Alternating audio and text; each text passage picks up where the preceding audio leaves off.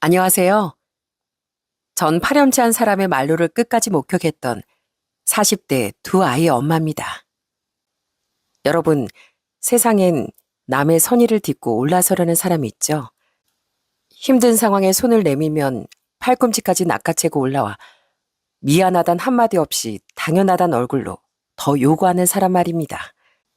설마 제 주변에 그런 사람이 있을 거라곤 정말 몰랐는데요. 믿음이란 이름으로 애써 감내했더니 그 사람은 결국 벌을 받고 참았던 저에겐 복이 오더라고요. 지금 내려진 벌과 그리고 복이 어떤 것인지 여러분들에게 한번 얘기해 보려고 합니다. 저희 친정집은 사실 처음부터 행복한 가정은 아니었어요. 아빠라는 사람은 엄마를 정말 많이 힘들게 하셨거든요. 아빠가 주기적으로 집을 나가셨답니다. 아빠는 한 번 집을 나가기 시작하면 거의 6개월 동안 소식도 알 수 없었고 겨우 6개월에 한 번 또는 1년에 한 번씩만 집에 들어오곤 했죠. 그렇게 집에 들어올 때 조용히나 있으면 좋으련만 역시나 아빠는 그런 사람이 아니었습니다. 올 때마다 엄마가 힘들게 벌어놓은 돈을 싹 다 가져가 버리곤 했으니까요.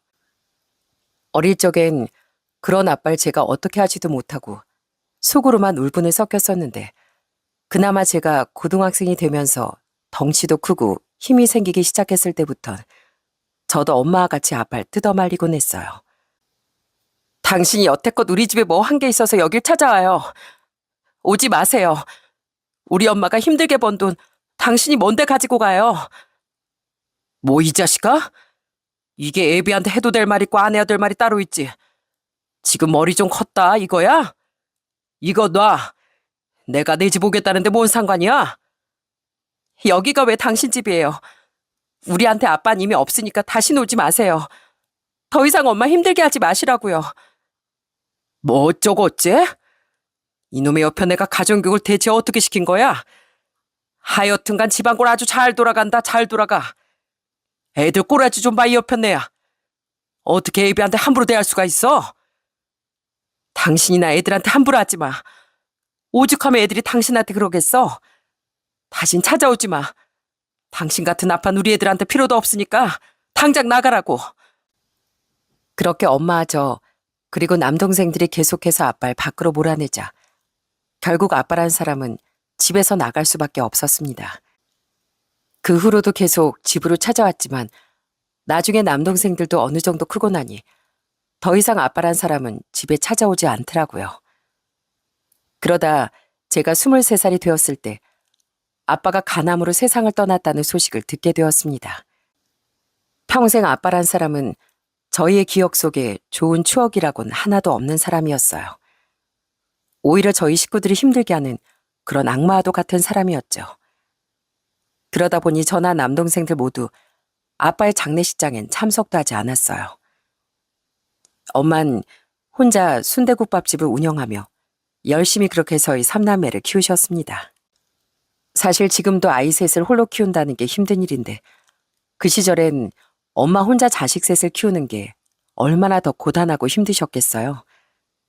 그렇지만 엄만 정말 저희 삼남매만 바라보며 평생을 그렇게 헌신하면서 사셨답니다. 그런 엄마를 곁에서 지켜보면서 저희 삼남매는 바르게 자랄 수밖에 없었죠. 남동생들은 대학을 나와 탄탄한 중견기업에 입사해 엄마의 자랑이 되었고 저 또한 졸업 후엔 직장에 취직을 해서 제 밥벌이를 잘하고 살고 있었네요. 그러던 중 제가 30살쯤 지금의 남편을 만나게 되었습니다. 지인의 소개로 처음 만난 자리에서 봤던 남편은 그저 평범한 직장인처럼 보였어요. 그런데 딱 얘기를 나누던 와중에 뭔가가 제 눈에 확 들어오더라고요. 그건 바로 휴대폰 배경화면이었습니다. 어? 근데 휴대폰 배경화면에 계신 분이 누구세요? 혹시 할머님 사진이세요? 네, 저한테 누구보다 소중하신 분이에요. 사실 부모님께서 늘 바쁘셔서 집을 항상 비우셨거든요. 제가 5살 때부터 16살 때까진 할머니가 저랑 여동생을 다 키워주셨어요. 말 그대로 저한텐 엄마나 다름 없으신 분이죠. 이제 제가 다 컸으니 저도 효도를 해야 하는데 어떻게 제가 그 보답을 다 할 수 있을지 모르겠네요. 그때 화면을 바라보며 얘기하는 남편의 얼굴은 누구보다 따뜻하게 보였어요. 가족을 진심으로 아끼고 존중하는 모습을 보니 점점 저도 마음이 생기더라고요. 그렇게 우린 자연스럽게 연애를 하게 되었고 만난 지 1년 반 만에 양가 상견례까지 치르게 되었습니다. 사실 상견례 날 저희 집 식구들도 왔지만 시댁 식구들도 다 같이 자리를 했습니다.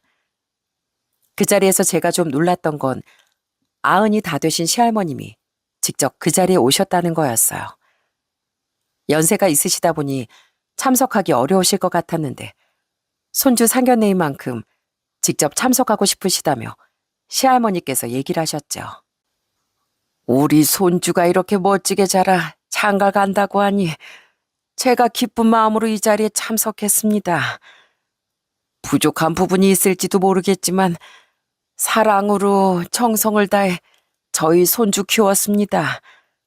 부족하더라도 예쁘게 봐주시길 부탁드립니다. 아유, 아닙니다.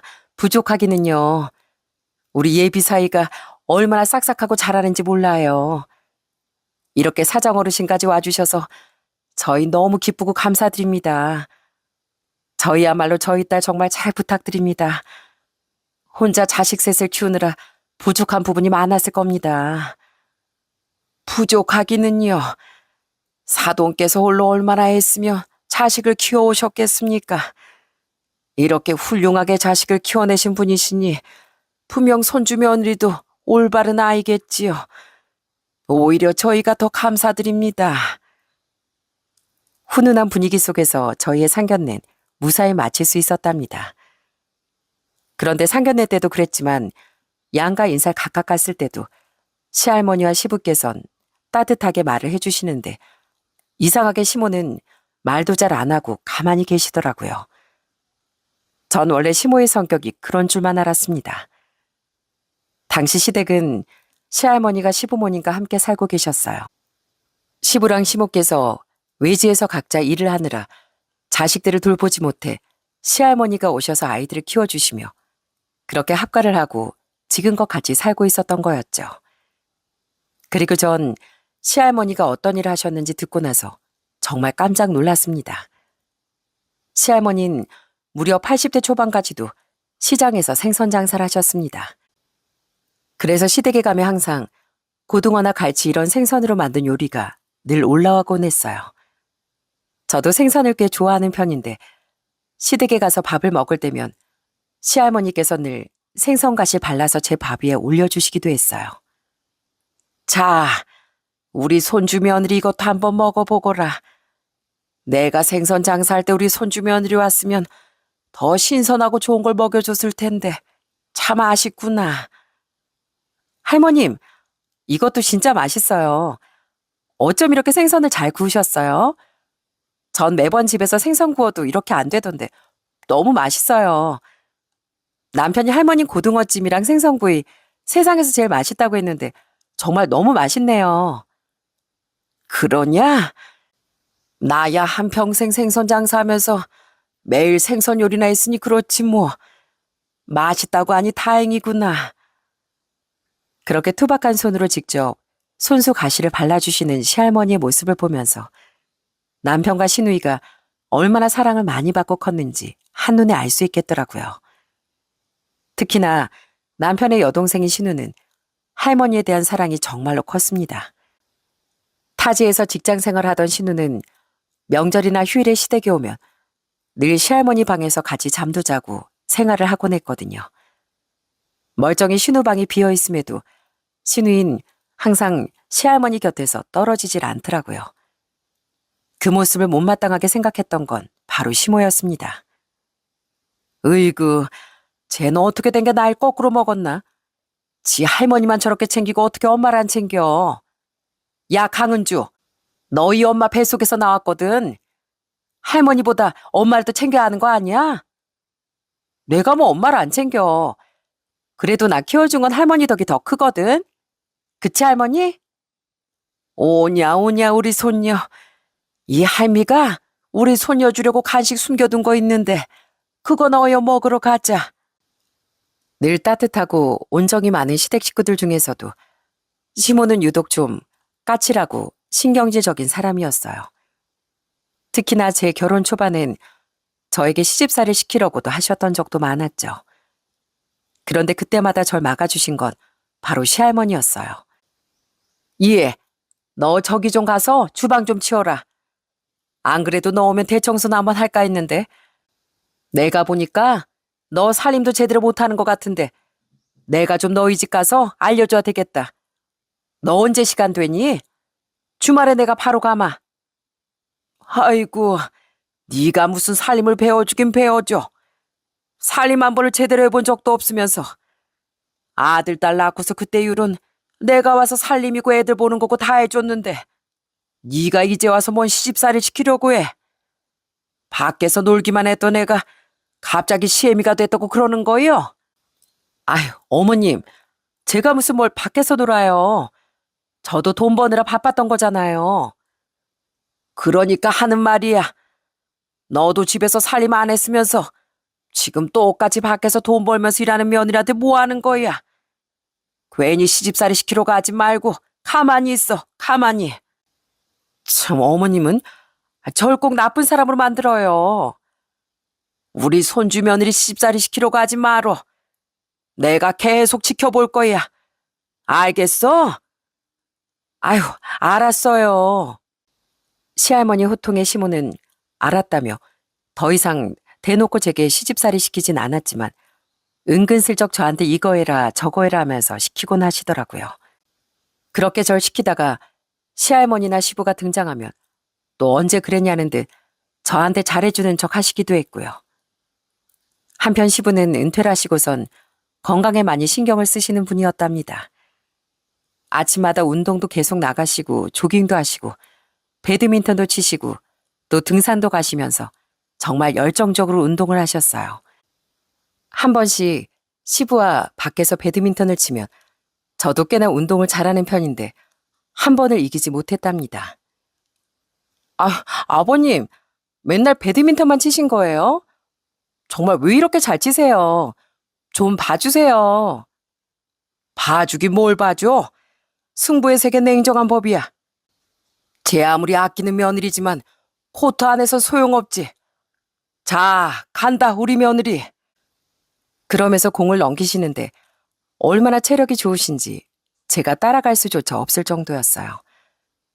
남편도 그 모습을 보면서 막 웃으면서 얘기를 하더라고요. 여보, 우리 아버지 하루라도 운동 안 하면 입에 가시가 돋으시는 분이셔. 나도 아버지 못 이긴다니까. 에이, 그래도 아버지 좀 봐주세요. 다른 사람도 아니고 며느린데요. 에이, 그럼 다음엔 5점 깔아서 주마. 그럼 되겠지? 그렇게 시부께선 운동도 정말 좋아하시고 젊은 사람들도 이기지 못할 정도로 그 연세에 근육도 짱짱하시고 아주 건강하셨답니다. 그런 시부가 집안의 중심을 잡고 있으니 집안은 늘 화목하고 편안하게 보였어요. 명절에 시댁에 가면 저흰 항상 시할머니께 먼저 인사를 올리는데 그러면 시할머니께서 늘 저희에게 용돈을 따로 챙겨주셨습니다. 정말 거짓말 안 하고 갈 때마다 30만 원씩 늘 주시는데 너무 감사했지만 또 죄송하기도 하더라고요. 그래서 받을 때마다 전 굳고 사양을 했죠. 할머님, 이러지 마세요. 왜 이렇게 자꾸 용돈을 주세요? 저희 이거 앞으로는 안 받을래요. 제가 이걸 어떻게 받아요? 됐다. 요즘 젊은 사람들 먹고 살기도 힘든데 한 달에 나가는 집값이며 대출금이며 그 돈이 얼마나 많겠냐. 이거라도 좀 보태가지고 쓰거라. 안 돼요. 저희 돈 있어요. 열심히 일하면서 돈 버는데 저희가 이걸 어떻게 받아요? 내가 우리 손주랑 손주 며느리한테 주는 건데 이것도 못 주겠어? 이거 주려고 내가 80대 초반까지 계속 일한 거예요. 그러니까 얼른 받아. 그렇게 계속해서 사양해도 시할머니는 저희 호주머니에 용돈 봉투를 자꾸만 찔러주시더라고요. 아웅다웅하는 저희 모습을 보면서 시모가 또 까칠하게 얘기하시곤 했습니다. 아이고 어머님, 저 주세요 저. 저희한테 10원 한 푼 안 주시면서 손주랑 손주 며느리 그렇게 예쁘세요? 저도 주세요. 당신이 지금껏 잘했어 봐. 어머니가 당신한테 용돈 맨날 주지 안 주시겠어? 당신이야말로 어머님한테 용돈 한번 드린 적 있어? 맨날 밥이나 먹었지. 이거 봐봐. 배 나온 거 한번 봐보라고. 어머님한테 용돈 달라기 전에 당신 뱃살이나 좀 빼. 여기서 왜 내 뱃살 얘기가 나와 당신은? 참, 내가 진짜 서러워가지고 이 뱃살 빼고 말지. 나 오늘부터 당장 헬스장 다닐 거야. 어이구 그러세요 그럼. 맨날 받는 것만 원하지. 남한테 주는 꼴도 못 봤었는데 돈 아까워서 헬스장 가려나 몰라. 한 번씩 이렇게 시모께서 집 분위기를 망치려고 들면 시부가 나서서 시모를 바로 말리시곤 했습니다. 그래서 그런지 결혼 초반엔 시모가 이런 사람일 거라곤 전혀 상상치도 못했어요. 저희 역시 항상 시댁에 갈 때마다 시할머니, 시부모님 선물을 사가지고 가곤 했습니다. 그런데 역시나 선물을 사들고 가면 반응이 영 다르더라고요. 아이고, 우리 손주 며느리가 최고다, 최고야. 잘 입으마. 고맙다. 안 그래도 나 꽃가옷 하나 마련할까 했었는데 이번에 날 풀리면 이거 입고 나들이나 가야 되겠다. 고맙구나. 그러게요, 어머니. 우리 며느리가 어머니한테 아주 잘 어울리는 거 골라서 왔네요. 역시 우리 며느리가 최고다. 나도 잘 입으마 아가. 그렇게 시부와 시할머니는 제가 어떤 선물을 해주던 간에 너무 좋아하시고 칭찬 일색이신데 시모는 뭘 해줘도 못마땅해 하고 의심만 하시더라고요. 뭐야, 처음 보는 화장품인데 이거 어디 거니? 이거 싸구려 아니야? 어머님, 이번에 새로 나온 브랜드인데 요즘 인기가 정말 많아요. 화장품 질도 좋아서 사람들 진짜 많이 쓰거든요. 한번 써보세요. 그래? 내가 한번 진짜 알아본다. 나 아는 사람 화장품 판매하는 거 알지? 거기 물어다 보면 금방 다 들통날 텐데.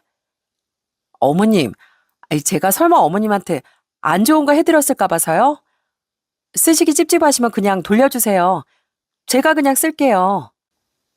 아니 뭐 그런 건 아니고 뭐 한번 써보지 뭐. 내가 피부가 워낙 예민해서 아무거나 안 맞아서 말이야. 그러게 선물 사기 전에 나한테 먼저 물어봤어야지. 난 고급 라인만 쓰는데. 하여튼가 한번 써보마. 이렇게 해줘도 좋은 소리 한번 못 들으니 시모한텐 뭘 해주고 싶은 생각이 잘 안 들더라고요. 그래도 다른 식구들도 너무 좋으신 분들이고 더군다나 남편도 저희 엄마에게 잘해서 크게 불만은 없었답니다. 남편은 퇴근하고 엄마 가는 순댓국밥집에 가서 종종 서빙이나 설거지를 도와드리기도 했어요. 그러면 저희 엄마가 늘 남편을 말렸지만 남편은 끝까지 엄마를 도와주었습니다. 거기다 일이 끝나면 항상 남편은 엄마의 어깨를 주물러드리곤 했어요. 장모님, 오늘 진짜 고생 많으셨어요. 장모님 손맛이 원체 좋으니까 손님들이 얼마나 많이 오는지. 장모님 진짜 힘드시겠어요. 마음 같아선 제가 낮에도 도와드리고 싶은데 죄송해요. 아유, 죄송하긴. 우리 강서방이 와서 도와주니까 오늘은 하나도 안 힘들어. 강서방 항상 이렇게 도와줘서 고맙네. 내가 강서방 덕분에 요즘 얼마나 행복한지 몰라. 장모님, 다른 것보다 장모님 건강이 제일 중요하니까 늘 건강 먼저 생각하세요. 그렇게 다정다감한 남편과 함께 결혼 생활을 이어가면서 저희는 아들 둘을 낳았습니다. 아들들을 낳았을 때도 시할머니께서 정말 많이 좋아하시고 기뻐하셨어요. 식구가 더 늘어나게 되니 저희 가족들은 더 행복해졌습니다. 출산하고서 제가 약간 산후 우울증처럼 우울했던 때가 있었는데 그때 시댁에 가면 시부께선 제 앞에서 막 막춤을 추시곤 했었어요. 아가, 이거 봐라, 이거 봐봐. 내가 춤을 좀 배웠는데 어떠냐? 이 시애비 춤 잘 추지 않어? 아버님, 그게 뭐예요? 어디서 배우신 거예요? 웃기지? 그래, 그렇게 웃어야 우리 며느리지. 우리 며느리 힘내라, 힘내. 그렇게 시부께선 제 산후 우울증도 어떻게든 낫게 해주시려고 막춤같이 추실 정도로 제 생각을 정말 많이 해주셨답니다. 시할머니께서도 늘 제 안부를 먼저 물으시고 제 건강 걱정을 먼저 해주실 정도로 절 챙겨주셨죠. 이런 시댁 식구들 덕분에 저 역시 행복하게 잘 지낼 수 있었고요. 그런데 결혼 생활 7년 만에 정말 큰 불행이 찾아오고 말았습니다. 그건 바로 누구보다 건강하고 우리보다 더 체력이 좋으셨던 시부께서 너무도 허망하게 갑작스런 급성 심근경색으로 세상을 떠나시고 만 거였죠. 그날 아침도 시부께서 저한테 좋은 글귀, 좋은 명언을 보내주셨는데 그게 시부께 받았던 마지막 메시지가 될 줄은 그 누구도 상상하지 못했었네요. 갑작스런 시부와의 이별은 도저히 믿겨지지가 않았어요. 시부는 평소에 술도 잘 안 드시고 그렇다고 흡연을 하셨던 것도 아니었고 매일같이 운동도 하셨던 분이었는데 이렇게 한순간에 그렇게 떠나버리시고 말았다는 게 믿겨지지가 않더라고요. 갑자기 길에서 쓰러지셔서 바로 병원으로 옮겨졌고 아침에 남편에게 시모의 급한 전화가 오면서 저희도 바로 병원으로 향하게 되었습니다. 그런데 병원에 도착해서 보니 이미 시부께 사망 선고가 내려진 상태였어요. 옆에 계시던 시할머니께서는 그대로 주저앉으시고 혼절해버리셨고 시모 또한 병원 바닥에서 주저앉은 채 오열하셨답니다. 시부의 장례식장엔 시부의 인품만큼이나 정말 수많은 사람들이 달려오셨어요. 오시는 조문객들 모두 시부의 영정사진 앞에서 내내 오열하셨답니다. 시부께서 얼마나 주변 사람들에게 잘해왔는지 그게 딱 느껴질 정도로 많은 사람들이 오셨고 그 덕분에 시부의 마지막은 외롭지 않게 잘 보내드릴 수 있었네요. 장례식이 끝나고서 한동안은 저나 남편 모두 무척 힘들었지만 시모도 힘들어하시고 내내 누워서 우시기만 했습니다. 특히나 시할머니께선 시부가 돌아가신 후에 시름시름 앓기 시작하시더니 몸이 급속도로 나빠지기 시작했죠. 평소에도 노안으로 잔병치레는 좀 하셨고 지병도 좀 있으셨지만 그래도 나름 건강을 챙기려고 많이 노력하셨는데 시부의 장례식 후로는 늘 누워 계시곤 했습니다. 그때마다 저와 남편은 그런 시할머니를 안아드릴 수밖에 없었고요. 할머니, 이렇게 몸이 안 좋으시면 어떻게 해요? 아버지가 하늘에서 얼마나 걱정하시겠어요. 할머니마저 잘못될까봐 이 손주 너무 걱정돼 죽겠어요. 네? 요즘 식사도 잘 안 하신다면서요, 할머니. 맞아요, 할머님. 이 사람이 지금 얼마나 걱정을 많이 하는지 아세요? 저도 그렇고요. 다른 거 몰라도 식사는 잘 하셔야 약도 드시고 기운 차리시죠. 뭐 드시고 싶으신 거 없으세요? 제가 할머님 드시고 싶으신 거 뭐든 다 해드릴게요. 네? 그래, 말이라도 참 고맙구나.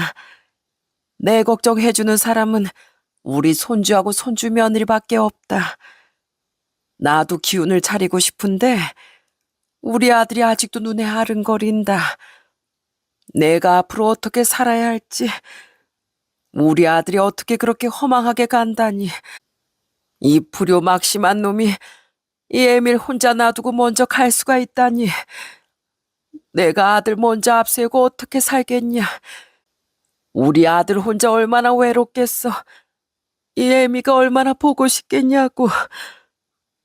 그렇게 시할머니께서 오열을 하시는데 그 모습을 보면서 저나 남편이나 둘 다 눈물을 흘릴 수밖에 없었어요. 할머니, 아버지 괜찮을 거예요. 할머니 옆에 이 손주가 있잖아요. 너무 슬퍼하지 마세요. 네? 저 진짜 할머니까지 어떻게 되면 어쩌나 걱정돼요. 그런데 그때 시모가 저희의 모습을 보면서 한 한마디를 듣고서 전 기겁을 할 수밖에 없었네요. 시모는 시부 장례식 후 딱 한 달이 지나자 점점 태도가 달라지기 시작했습니다. 그날도 저희가 갔을 때 시모는 거실에서 혼자 깔깔 웃으며 TV를 보고 계시더군요. 그런데 저희가 시할머니를 안아드리며 울고 있으니 시모는 비아냥대며 말을 하더라고요. 아이구야, 아주 그냥 누가 보면 이상가족이라도 상봉한 줄 알겠네. 그만 좀 울어. 집구석에서 그렇게 맨날 울고불고 하니까 암울해 죽겠어. 암울하다고. 아유, 지긋지긋해서 정말. 언제까지 그렇게 슬퍼만 할 거야? 산 사람은 살아야지. 울고불고 운다고 뭐 떠난 사람 다시 돌아와? 아유, 정말. 그런 시모의 모습에 정말 너무 깜짝 놀라긴 했지만 전 처음엔 그냥 시모가 괜찮은 척 하는 줄 알았습니다. 솔직히 30년 넘게 결혼 생활했던 남편이 갑작스럽게 그렇게 떠났는데 한 달 만에 괜찮아질 거라곤 생각도 못 했었거든요. 저희가 슬퍼하는 것처럼 그냥 시모도 충격으로 이상 행동을 하시는 건가 싶은 생각도 했었고요.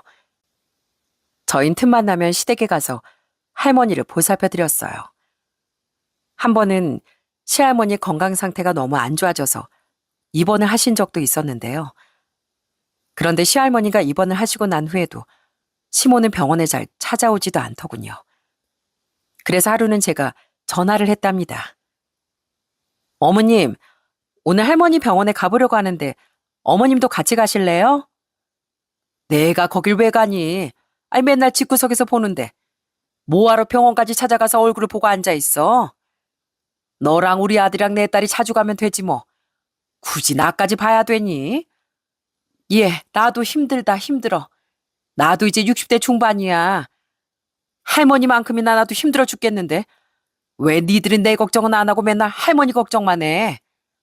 늙으면 여기저기 아픈 게 당연한 거지. 그런 시모의 말에 전 더 이상 시모에게 말을 꺼내지 않았습니다. 전엔 한 번도 이렇게까지 말한 적이 없었는데 이해가 되지 않았어요. 시할머니는 그 후로도 입원을 하셨다가 퇴원을 하셨다가 반복하셨습니다. 그러던 와중에 시부가 떠나시고 1년 반쯤 지났던 어느 날 저희 엄마의 전화를 받게 되었어요. 그래 딸, 요즘 어떻게 지내? 잘 지내고 있어? 나야 뭐 잘 지내지. 엄만 별일 없고? 엄마? 있잖아 딸. 엄마가 우리 딸한테 할 말이 좀 있는데. 할 말? 무슨 말? 왜, 무슨 일 있어? 그런데 엄마가 한참을 말도 하시지 않고 뜸을 들이시는 거였습니다. 그러더니 전화기 너머로 훌쩍이는 소리가 들리더라고요. 전 너무 놀라 엄마에게 물었습니다. 엄마, 뭐야? 무슨 일 있어? 왜 무슨 일인데? 말해봐. 무슨 일이냐고. 성은아, 있지? 엄마가 이번에 건강검진 받았는데 그게 있잖아. 놀라지 말고 들어. 글쎄 엄마가 암이란다. 뭐라고? 전 엄마의 말을 듣자마자 갑자기 눈물이 빵 터지고 말았습니다. 지금까지 남한테 피해 한 번 주지 않고 홀로 정말 열심히 자식 키운 엄마한테 어떻게 이런 일이 있을 수가 있는지 하늘이 정말 너무 원망스럽더군요. 그래도 나름대로 한 달에 2~3번씩 친정에 가서 엄마를 돕고 매일같이 엄마 통화도 자주 했는데 엄마의 건강 문제를 발견하지 못한 제 자신이 너무나도 싫더라고요. 엄만 평생을 그렇게 자식들에게 희생하다가 폐암 판정을 받은 거였습니다. 엄만 폐암 2기였고 5년 생존율은 대체로 40%에서 60%가량이었어요. 물론 말기만큼 심각한 건 아니었지만 빠른 치료가 필요한 상황이었죠. 엄만 바로 식당 문을 닫고서 치료를 받게 되었어요. 먼저 종양이 생긴 부분을 절제하고 항암을 시작하게 되었습니다. 정말 천만다행으로 림프절 침범이 보이지 않았죠. 그렇지만 엄만 여러 번의 항암 치료를 받아야 했습니다.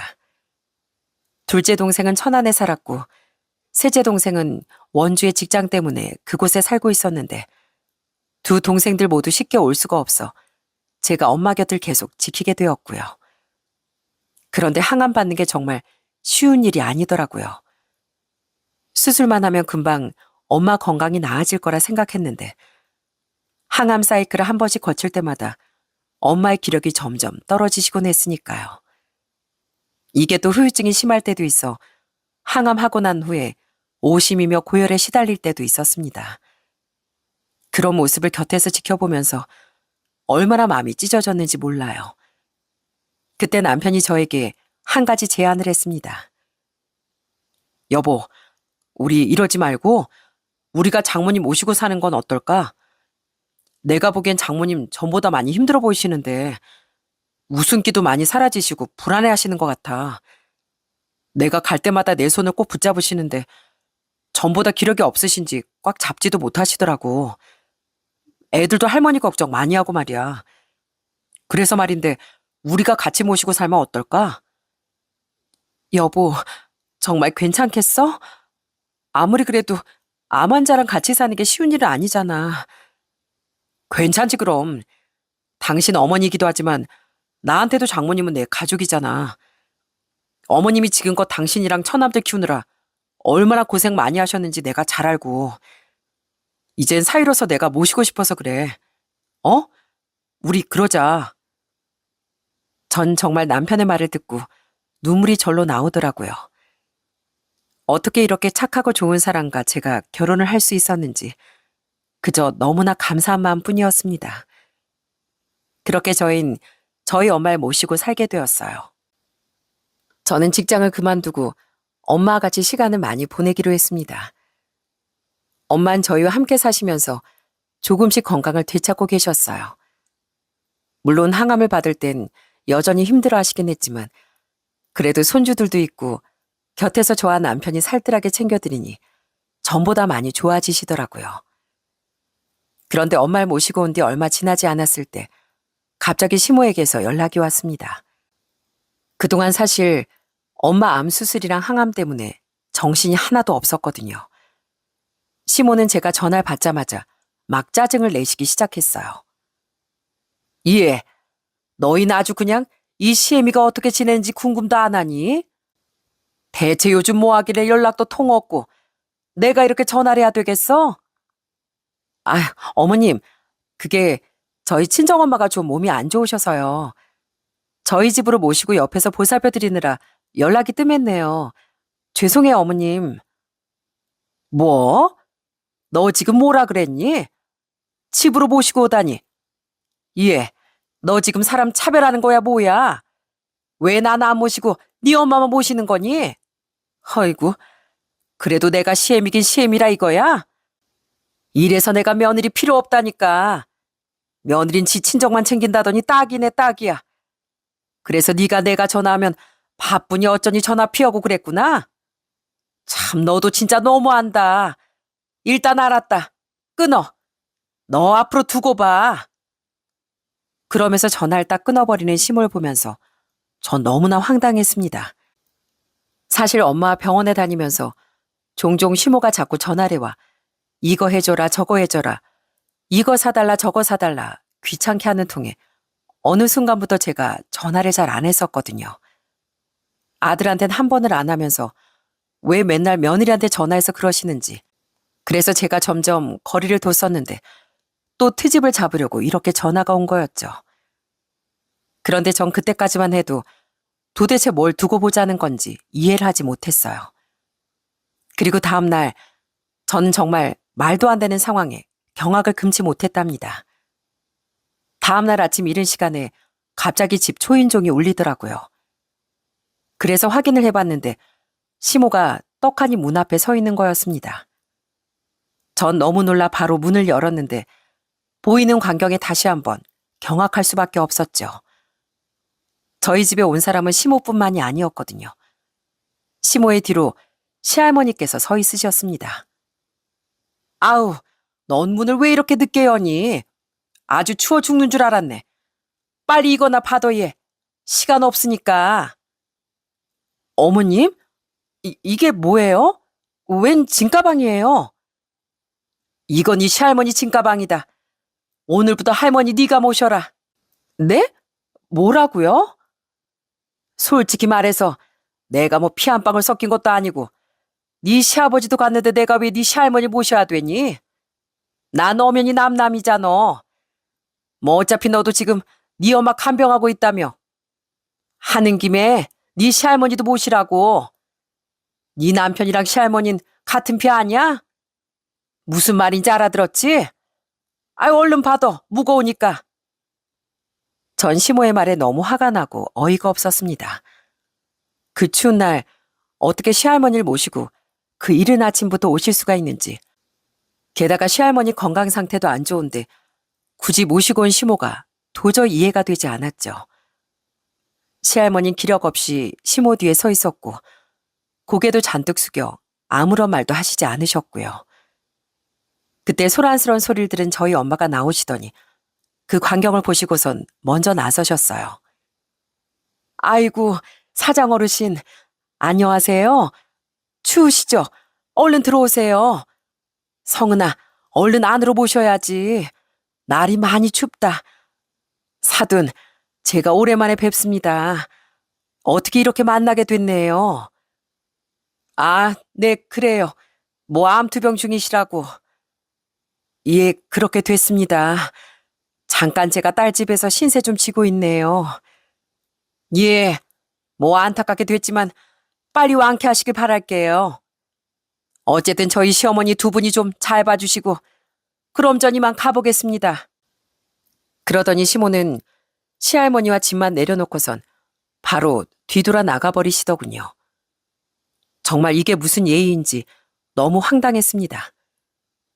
시할머니는 아무런 말도 하지 못하시고 내내 눈치만 보고 계시는데 정말 그 모습이 너무 마음이 아프더라고요. 그 후로 전 암투병 중인 엄마, 아들을 잃은 시할머니 이렇게 두 분을 모시고서 생활을 하게 되었답니다. 처음엔 걱정이 많았는데 오히려 이날 이후로 저희의 생활은 확 달라졌어요. 시할머니께서는 내심 시모와 사는 것보다 저희와 같이 사는 걸 원하셨던 것 같았습니다. 엄마, 시할머니 두 분께서는 정말 서로 마음이 잘 맞으셨어요. 하루는 엄마가 항암을 받으시고 나서 좀 기력이 없으셔서 누워 계셨던 날이 있었는데 그날 시할머니께서 손수 닭죽을 끓여주신 적이 있었답니다. 그런데 시할머니께서 닭고기를 손수다 손으로 일일이 곱게 찢어가지고 그냥 후루룩 마실 수 있을 정도로 아주 정성을 다해 끓이셨더군요. 그걸 먹고선 엄마가 얼마나 감동을 하셨는지 모릅니다. 사돈, 이것 좀 드셔보세요. 입맛 없을 땐 이렇게 죽이라도 좀 먹어야 기력이 생기지. 안 그러면 기력이 더 떨어져서 힘들어요. 아유, 사장 어르신, 이걸 아까부터 내내 하신 거예요? 아유, 그러지 않으셔도 되는데 고기도 다 잘게 찢어서 넣으시고 이거 보니까 저희 엄마 생각이 나네요. 저희 엄마가 딱 한 번 귀한 닭고기 얻었다고 이렇게 해주셨었는데 저도 저희 아들 키우면서 이렇게 해줬습니다. 자식이 아플 땐 뭐라도 자식 입에 넣어주고 싶은 게 부모 마음이죠. 사돈께서도 얼른 힘내세요. 사돈이 힘을 내셔야 우리 애들도 행복하지 않겠습니까? 아, 얼른 한 수저만 떠보세요. 그렇게 내내 입맛 없이 누워만 계셨던 엄마도 시할머니의 정성 어린 닭죽을 보시고선 한 수저씩 드시더라고요. 이상하게 엄만 항암 때 제가 아무리 요리를 해서 드려도 잘 드시지도 못했었는데 시할머니 간 요린 너무 맛있게 잘 드셨습니다. 전 그래서 시할머니께 너무 감사한 마음이 들었어요. 그 후로 저희 엄마도 시할머니를 정말 많이 챙기셨고요. 아무래도 건강을 위해선 운동도 해야 하는데 두 분이서 매일 아침 집 앞 산책도 같이 가시고 그러면서 시간을 많이 보내시더라고요. 엄마도 몸이 아프셨지만 시할머니께서도 아프시다 보니 두 분이 통하시는 게 많으신 것 같았죠. 그렇게 두 분은 서로를 의지하며 정말 잘 지내셨답니다. 오히려 저보다 두 분이 더 돈독해지고 친해지신 게 눈에 보일 정도였어요. 그렇게 시할머니와 함께 같이 지내면서 들어보니 시모는 내내 밖으로만 돌면서 시할머니 밥도 안 챙겨주고 집안일도 하나도 안 한 채 완전 나 몰라라 했던 모양이더라고요. 거기다가 시부가 돌아가신 지 2년밖에 되지 않았는데 남자친구까지 생겨서 같이 여행 다니고 있다며 시누이가 얘기를 해주더라고요. 뭐 어쨌든 시모도 시모 인생이 있으니 그거야 별 신경도 쓰지 않았지만 시할머니한테 하는 행동은 참 너무하다 싶었네요. 심지어 저한테 가끔씩 전화가 왔었는데 시모는 시할머니 안부는커녕 진짜 자기 원하는 것만 내내 요구하곤 했습니다. 예, 나 며칠 뒤에 등산 가는데 네가 내 등산복이랑 등산화 좀 사서 보내라. 아, 그리고 선글라스 이런 것도 있으면 좋겠는데 그런 것도 좀 사서 보내고. 네? 어머님, 할머님 괜찮으신진 궁금하지도 않으세요? 내가 그걸 궁금해서 뭐하니? 네가 어련히 알아서 잘하겠지 뭐.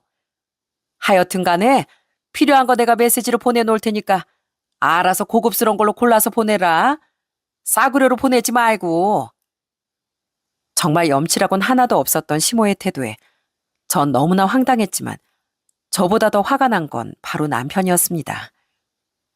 처음에 남편은 시모도 혼자서 힘들 테니 종종 시댁에 들려 챙겨주려고 했었어요. 그런데 어느 날 저와 같이 시댁에 갔다가 정말 경악스러운 장면을 목격하고선 이내 남편의 마음이 완전 돌아서 버렸습니다. 그건 바로 시모가 새로운 남자친구와 시댁에서 살림을 차려버렸더라고요. 딱 시댁 문을 열자마자 처음 보는 남자와 같이 하하호호거리며 TV를 보고 웃고 있는 시모를 발견하고선 저와 남편 모두 너무 놀라 서 있었습니다. 그랬더니 시모가 또 아무렇지 않게 얘기를 하더라고요. 왔어? 아유, 니들은 어떻게 엄마 집에 오면서 손에 뭐 하나 안 들고 오니? 하여간 예의라고 눈꼽만큼도 없다니까. 엄마, 저 사람은 누구야? 아이, 저 사람이라니. 엄마 남자친구야, 남자친구. 네 새아빠 될 사람이라고. 엄마가 얘기했었지? 앞으로 여기서 같이 살 거니까 그렇게 알고. 뭐라고? 엄마, 여기가 어디라고 다른 사람 이렇게 함부로 들여? 어떻게 그럴 수가 있어? 어떻게 그럴 수가 있냐고. 남편의 시모의 말에 정말 얼굴이 시뻘겋게 변할 정도로 화를 냈습니다. 그런데 시모는 끝까지 뻔뻔하시더라고요. 뭘 어떻게 그래? 엄마 나이 고작 이제 60대인데 그럼 평생을 독수공방하면서 혼자 살리? 니들도 엄마가 혼자 사는 것보다 누가 이렇게 옆에 있는 게 더 좋지 않겠어? 그럴 거면 정식으로 인사를 하고 소개도 하고 천천히 친해진 후에 그래야지. 여기가 어딘데 이렇게 아무런 동의도 없이 이래. 이러려고 할머니도 내쫓았어? 이러려고 할머니까지 내쫓았냐고. 이 집이 엄마 거야? 엄마 것도 아니면서 왜 함부로 그러냐고. 아이 참, 그럼 엄마 집이지 그럼 누구 집인데? 아유 됐다. 너도 필요 없어. 아주 그냥 지 엄마를 무슨 존경할 줄도 모르고. 너 그딴 소리 할 거면 가. 네 얘기 더 듣고 싶지도 않으니까 가라고. 남편은 그 광경을 보고서 시모에게 엄청 실망을 했습니다. 결국 남편은 제 손을 잡고 시댁을 나와버리고 말았습니다. 사실 남편이 이토록 화가 난 이유가 있었어요. 그 집은 정말 시부가 뼈 빠지게 일하고 또 시할머니께서 열심히 생선 팔아 마련한 집이었거든요. 그런데 아무리 시부가 돌아가셨다고 해도 남자친구 거기 데리고 와서 산다는 건 남편으론 이해할 수 없는 일이었겠죠. 그 뒤로도 남편은 시모한테 연락도 하지 않고 명절에도 찾아가지도 않았어요. 시모도 그때 남편이고 시누이고 다 괘씸하다며 연락도 하지 않고 오히려 화를 냈었고요. 그러던 어느 날 저희는 이사를 생각하게 되었답니다. 엄마랑 시할머니 모시고 있고 거기다 애들도 둘이나 있으니 한 집에서 6명이 살기엔 25평 집이 좀 좁고 답답했거든요. 그동안은 그래도 거실에서 저희 부부가 자고 애들은 한 방에서 자고 시할머니와 엄마한테 방을 하나씩 내어줬었는데 이렇게 생활하다 보니까 좀 불편한 부분도 많더라고요. 그래서 좀 더 넓은 집으로 이사를 가야 되겠다 생각하고 있었죠. 그런데 어느 날 저희가 집을 알아보던 와중에 시할머니께서 저와 남편을 부르시더니 깜짝 놀랄만한 얘기를 하셨습니다. 예, 손주 며느라, 이거 바꿔라. 네? 할머님, 이게 뭐예요? 이거 내가 평생을 모은 돈이다. 이걸로 집 마련할 때 보태 쓰거라. 전 시할머니가 내민 통장을 보고서 정말 깜짝 놀랐습니다. 그 통장엔 정확히 2억 8,800만 원이 들어있었거든요. 정말로 시할머니께서 평생 일하시며 모아둔 돈을 잘 쓰지도 않으시며 아끼셨는데 그걸 저희한테 내민 거였고요. 할머님, 저희 이 돈 못 받아요. 괜찮아요, 할머님. 이거 잘 갖고 계시다가 나중에 할머님 드시고 싶으신 거 사드시고 할머님 필요한 대로 쓰세요. 아유, 됐다. 내가 이 나이 먹어 필요할 게 뭐가 있겠어. 언젠가 내 손주들한테 물려주려고 했었다. 이제 그때가 된 것 같아. 그러니 거절하지 말고 받아다오. 손주들한테도 참 고맙지만 난 우리 손주 며느리한테 참 고맙구나. 처음엔 저희도 한사코 거절했지만 결국 시할머니께선 그 돈을 꼭 주고 싶다며 내내 저희 손에 쥐어주셨습니다. 처음엔 신우이한테 좀 미안한 마음이 들더라고요. 그래서 신우한테 이 얘기를 했더니 신우이도 이미 다 알고 있던 사실이었어요. 오히려 신우는 저한테 괜찮다며 얘기를 하더라고요. 언니, 아유, 저 괜찮아요. 솔직히 저 언니한테 오히려 더 미안한데요. 저희 할머니 지금 이렇게 모시고 살고 있는데 제가 언니한테 도움도 못 주고 전 그거 하나도 탐낼 자격 없어요. 그리고 하나도 섭섭하지도 않고요. 그러니까 언니 그거 받아도 돼요. 대신 할머니 잘 부탁드려요. 그렇게 저흰 시할머니의 평생 재산을 받게 되었어요. 그리고 더 깜짝 놀랄 만한 소식도 들려왔네요. 그건 바로 엄마가 집을 처분하시고서 그 돈도 저희에게 보태주신다는 거였습니다. 남동생들도 당연히 저희가 이사하는데 그 돈을 보태야 한다며 얘기를 했고 엄마 역시 당연히 집을 판 돈을 주셨답니다. 정말 그 덕분에 저흰 25평 집에서 38평 집으로 더 넓은 집으로 이사를 갈 수 있었습니다. 시할머니와 저희 엄마의 도움이 아니었다면 솔직히 그 넓은 집으로 이사 가는 건 어려운 일이었을 거예요. 아마 대출도 많이 받았을 거고 부담도 컸었을 겁니다. 그런데 두 분이 이렇게 모든 걸 다 내어주신 덕분에 저희 너무나도 편안하게 좋은 집으로 이사를 갈 수 있었던 거죠. 저와 남편은 시할머니와 엄마에 대한 감사함을 잊지 않고 지금도 어떻게든 더 챙겨드리려고 노력하고 있답니다. 지금 그 후로 2년이 지났는데 의사 선생님 말로는 엄마의 상태가 정말 많이 좋아졌다며 이대로 쭉 유지만 되면 몇 년 뒤엔 완치 판정도 받을 수 있을 거라고 하시더라고요. 이 모든 게 저와 남편 그리고 저희 애들과 엄마, 시할머니께서 서로를 배려하고 애정하며 지낸 덕분이라고 생각해요. 요즘도 저흰 하루에 꼭 같이 시간을 보내려고 노력하고 있네요. 특히나 저흰 항상 모여서 사랑한다는 말을 꼭 한답니다. 어머님, 사랑합니다. 우리 할머니도 사랑해요. 오늘도 감사합니다. 그래, 우리 사위 사랑한다. 우리 딸도 사랑하고 우리 손주들도 너무너무 사랑하고 또 우리 사장 어르신 이렇게 건강하게 곁에 계셔주셔서 감사하고 사랑합니다. 우리 사돈 정말 감사합니다. 저도 우리 사돈 참 사랑하고 우리 가족들 모두 사랑합니다. 이렇게 서로를 안아주며 좋은 분위기를 유지하려고 노력하다 보니 저희 집은 항상 웃음이 끊이지 않고 있네요. 지금은 시할머니께서 연세가 95세가 넘으셨는데도 아직도 정정하시답니다. 시부께서 떠나시고선 한동안 힘들어하시고 건강도 많이 쇠하기도 했지만 다시 건강을 되찾으셔서 지금은 잘 지내고 계세요. 그리고 저희 엄마도 많이 좋아지셔서 이젠 두 분이서 같이 김장도 담그시고 요리도 같이 하시곤 합니다. 얼마 전엔 신우이가 결혼을 해서 신우 가족들과 다 같이 여행도 다녀오곤 했어요. 가족 분위기가 좋아서 그런지 어딜 가도 사람들이 다 부럽다고 얘기를 해주시는데 그게 얼마나 뿌듯하고 기쁜지 모른답니다. 정말 건강엔 긍정적인 환경이 진짜 중요한 것 같아요. 특히 암 환자나 몸이 좀 안 좋으신 분들이 있는 집에선 더 화목하고 즐거운 분위기를 만드는 게 중요한 것 같고요.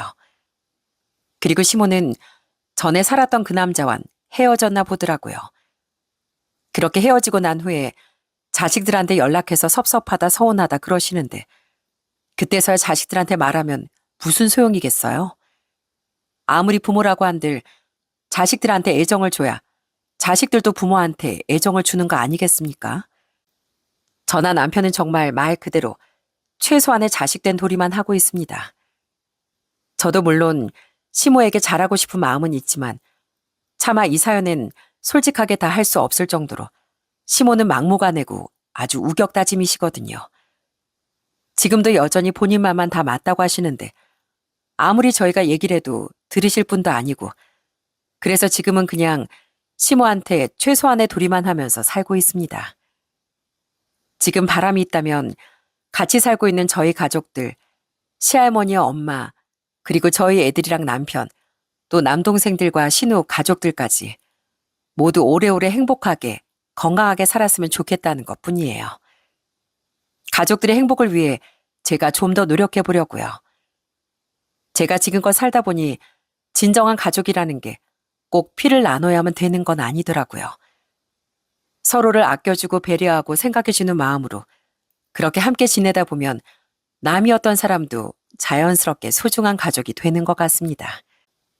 반면 내가 더 많이 받으려고 하고 혹은 내가 더 잘났다고 생각하거나 내가 어른으로서 존중받아야 한다고 생각해 아랫사람을 휘두르려고 하면 그건 아무리 피를 나눈 가족이라고 해도 용서할 수 없는 일인 것 같네요.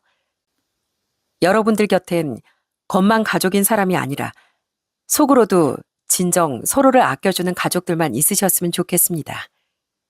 제 이야기 들어주셔서 정말 감사합니다.